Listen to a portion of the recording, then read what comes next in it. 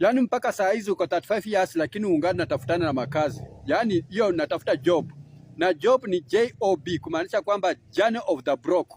Sasa ni vile uliprogramiwa na wazazi wako, na wazazi wako walikuwa programmed na wakoloni. So wakoloni waliambia wazazi wako, elimisha mtoto wako. Sasa huyo mtoto naye atakuwa pilot, atakuwa neurosurgeon, atakuwa accountant. So hata shuleni vile ulikuwa unaulizwa ungetaka kuwa nini in life, ulikuwa unasema ile babako yenye alikuwa anasema atunataka unafaa ukue. Sasa ulikuwa unaongea vitu yenye babako alikuwa anasema kwamba na I want to be a neurosurgeon, I want to be a pilot, I want to be an accountant. But now sasa at the moment as we talk now, things are changing because now we are impressing uniqueness inside ourselves.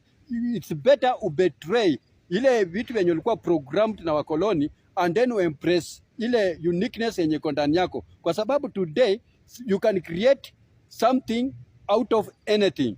So you need to impress uniqueness yako, alafu impress creativity na impress connections.